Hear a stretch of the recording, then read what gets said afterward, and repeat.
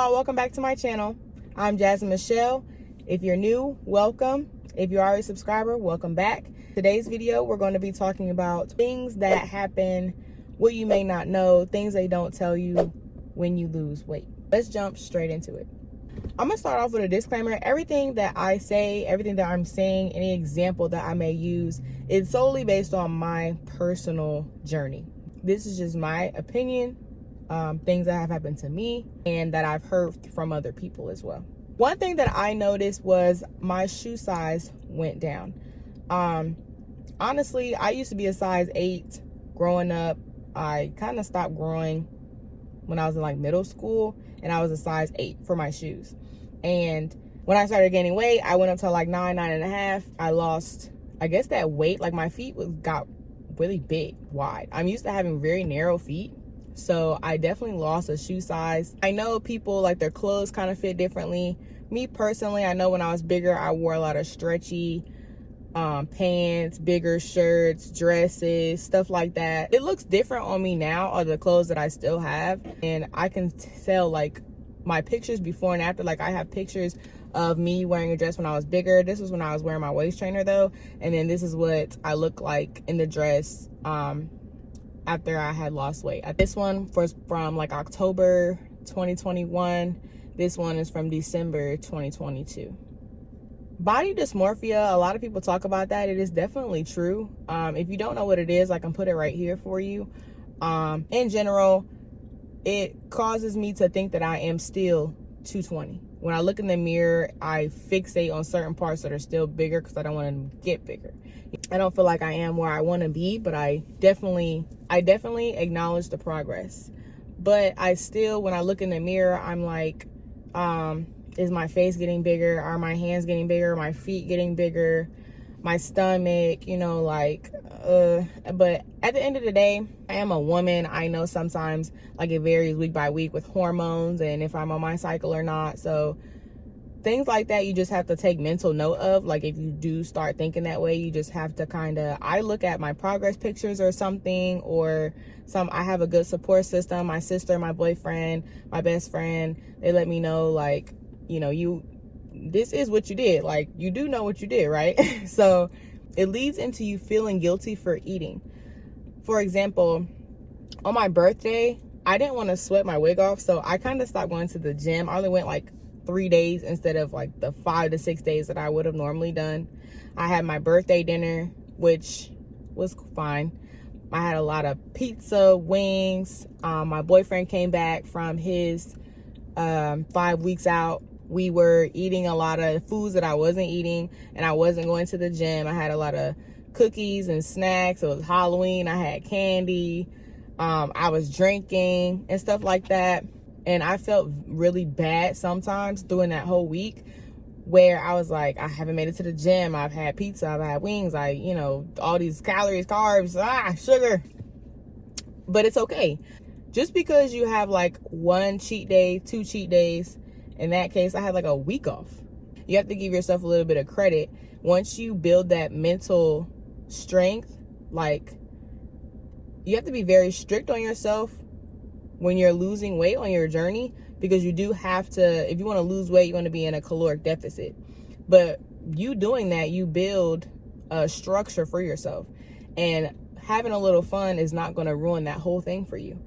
It's not like you can never have a chocolate chip cookie a day in your life, because I love me some Subway cookies, some Subway chocolate chip cookies, boy.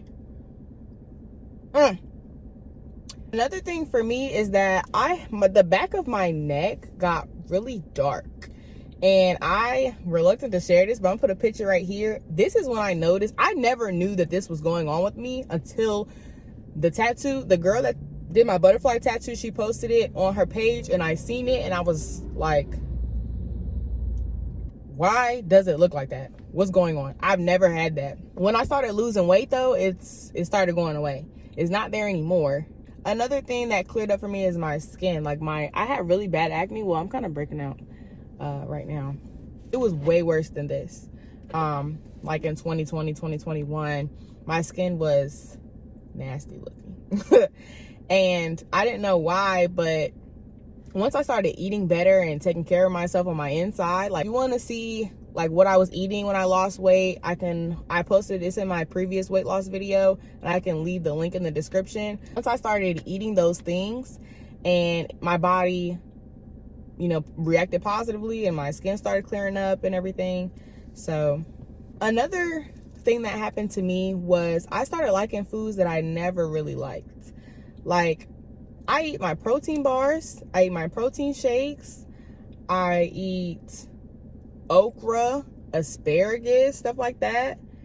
I even started eating carrots and cauliflower, and I'm not a vegetable type of person, but I now like that stuff. I like eating that stuff. I like making sure I have some vegetables on my plate, some type of green. I started eating spinach instead of lettuce. Like, all these different things that I started changing, I started to like them. And I remember being a kid and my mom made some like catfish and asparagus and white rice, and I would never forget that. And that was one of the meals that I had to stay at the table overnight because I would not eat it. I don't like catfish. I still don't, but I like salmon and stuff. I did not like asparagus, and I did not like rice. White rice, yellow rice, brown rice, didn't care. I didn't like rice. Now I love rice. I eat, like, this week I've had like my quinoa and brown rice. It's very delicious. I love making asparagus. I don't know. It was really weird to me to think, like, in okra and tomatoes, that was my jam. I would have never thought that I would have liked those types of foods. And on the other side of that, I don't like the same things that I used to like. I can't eat a cosmic brownie. That's nasty.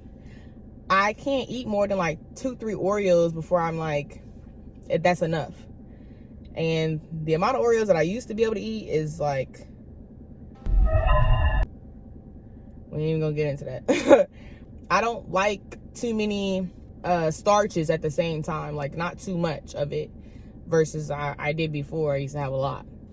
So you're gonna lose weight in places that you may not have wanted to lose weight in.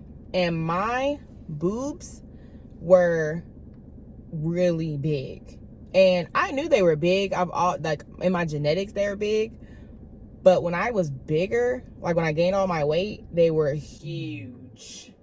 And I didn't really know how big they were compared to how they are now until like I had found one of my old bras one day, and that was like about as big as my head. Like, the cup was like huge. I'm like, dang, like, I was carrying all that around for real. For real, I was carrying all that around. And I really didn't want to lose those because, I don't know, I like that I had bigger boobs. I just like that on me. But I lost them. They really kind of shrunk down. I think they were like triple D at some point, and now it just were like a regular D. So obviously it does go into how wide like your chest area is, but my cup was big. It was ridiculous. You can't spot reduce fat. Wouldn't get too upset if you're not losing weight in the right area that you want to lose weight in. You lose weight, you're just losing weight. There's nothing you can do. You can build muscle in certain places, but you can't lose fat in certain places. It's just gonna lose altogether. And unfortunately, I hear the last place that you lose weight is your stomach. That's ridiculous. The way society treats you is different. And I was treated differently in society. I was used to being seen, used to being complimented, stuff like that, and I didn't get any compliments. I felt like I always knew I was bigger. When I would go out with my friends, I felt like it was obvious that I was the fat friend, that I was the bigger friend. I didn't really like that. It's like pretty privilege, but instead of pretty privilege, it's like you get skinny privilege when you look better in society. When you're bigger, they kind of treat you like, throw you to the side, like you have no feelings. I don't know. You feel it, not even with what people say, but how they look at you, how they act around you. I remember when I was thinner, me and my best friend at the time, years ago, we used to go to this gas station. And at the gas station, we would get free slushies. Now, it wasn't the same people that would ring us up. It was different people every time, but we would go in there, get a slushie for free, and walk out. Pretty privileged. That's what I thought. And then when I started gaining weight, I would keep going to that same gas station, but I noticed I had to start paying for the slushies. And that might not have any correlation, but I felt like it was because I was getting bigger and I was no longer seen as pretty or attractive. So the way that men treat you is also different. Men, when I was bigger, I don't know if this is like a fetish or something, or they just kind of see bigger women and just think that they're very insecure and they're very easy to manipulate. Like, nobody wanted to take me on a date, be my boyfriend or anything like that. They just wanted to link and chill and stuff like that. I'm a lover girl, so I was trying to get into like these relationships, and that's not what they wanted. As far as making you think like, is this all you wanted me for? Is this all you're talking to me for? Because you think that something's gonna happen? For what? I would go out with my friends. Obviously, like I said, I felt like I was the bigger friend, the fat friend. No one ever wanted to come up to me for my number or to come up to me to see what was going on with me. It was always like, hey, what about your friend? Or where's your friend? Or they would just come up to my friends and just kind of leave me out. One thing they don't tell you about this fitness journey is you will be on it probably forever. I'm planning on being on this, till I'm old. It's a lifestyle change. You can't just add this into your life. You're already going the wrong path. Adding it is not going to do anything. If anything, it's just going to make you feel like you don't need to be doing it. It's just going to be such a hassle.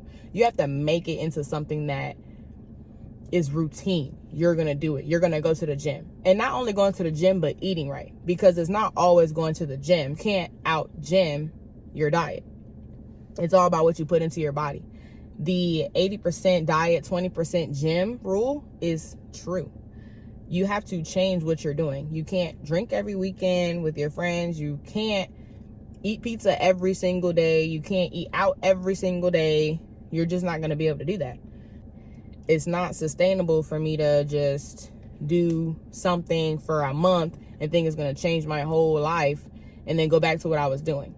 That's not how it works. You have to literally change. You have to be willing to change what you're eating, what you care about in life, where you going, stuff like that. Making the gym a priority also. You have to make sure you get into the gym so you can burn those calories. You got to make sure you are walking 10K steps a day. You have to drink way more water. I was not drinking water. I was drinking juice, pop, whatever, like not water.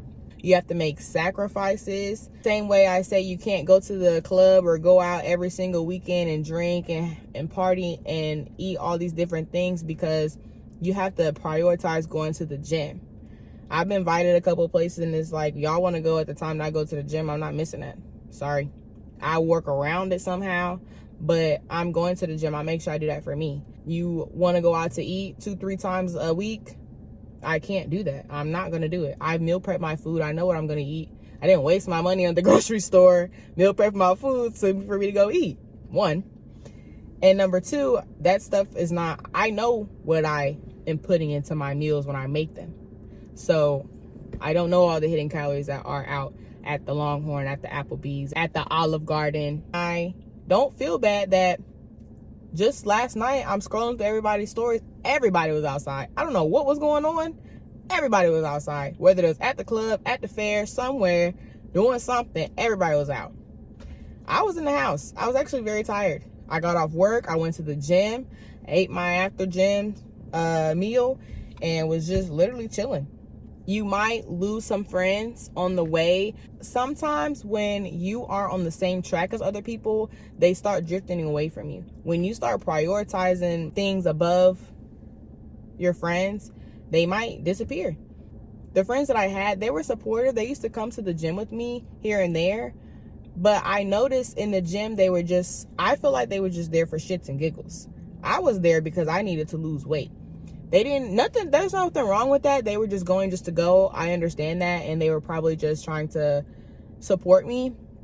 However, I knew I was taking it very seriously. I seen a problem with the way I looked and I had to change, and it was serious for me. So I knew I had to start going by myself. I feel way more comfortable and proud of myself. I'm comfortable in my skin. I'm comfortable in my clothes. I'm comfortable going outside.